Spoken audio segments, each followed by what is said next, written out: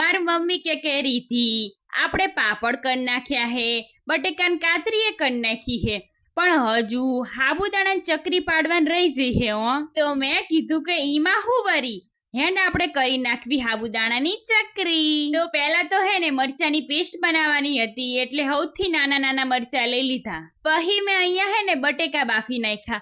અહીંયા મેં હે ને 1.5 કિલો સાબુદાણા સામે 1 કિલો 50 ગ્રામ જેટલા બાફેલા બટેકા લીધા હે. પછી હે ને બટેકાને પીચવાના હતા.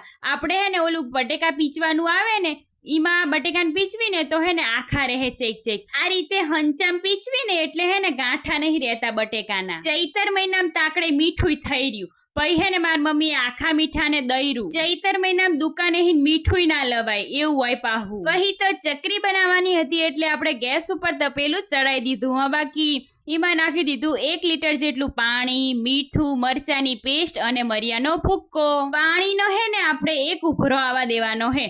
પછી આપણે રાતે સાબુદાણા પલાળ્યા હતા ને ઈ નાખી દઈશું. અહીંયા હે ને 1.5 કિલો જેટલા મેં સાબુદાણા લીધા હે. તો હવે હે ને આપણે સાબુદાણાને બાફવાના હે. અહીંયા હે ને 15 થી 20 મિનિટ સુધી આપણા સાબુદાણા મસ્ત મજાના બફાઈ જશે અને હે ને ઈનો કલર બદલાઈ જશે, પાણી કલર જેવા લાગશે. તો 15 થી 20 મિનિટમાં આપણા સાબુદાણા તો મસ્ત મજાના બફાઈ ગયા. અહીંયા હે ને બટેકાન મેં પા હે ને ચાયણીમાં ફેરથી ગઈસા.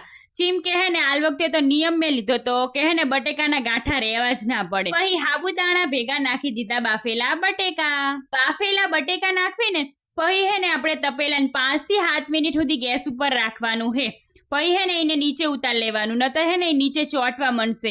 અહીંયા જો આપણા બટેકા અને સાબુદાણા મસ્ત મજાના એક રસ થઈ ગયા હે. પછી તો અમે લાગી ગયા અમારા મિશન ઉપર. તો અહીંયા જો માર મમ્મી, ભાભુ અને હું સાબુદાણાની ચકરી પાડવી હી. અને અહીંયા હે ને બીજા બાબુ હે ને ઈ સાબુદાણાને ખીચું અમને હે ને કોથરીમ ભરીને દે હે. અમે તો 180 સ્પીડમાં ખાટલો ભરી નાખ્યો. બાકી તો અમારું જલેબી પાડવાનું મિશન સક્સેસફુલ રહ્યું. વિડીયો ગમે હોય તો એક લાઈક જરૂર કરજો. કાલે ફરી મળીએ નવા વ્લોગ સાથે. આવજો.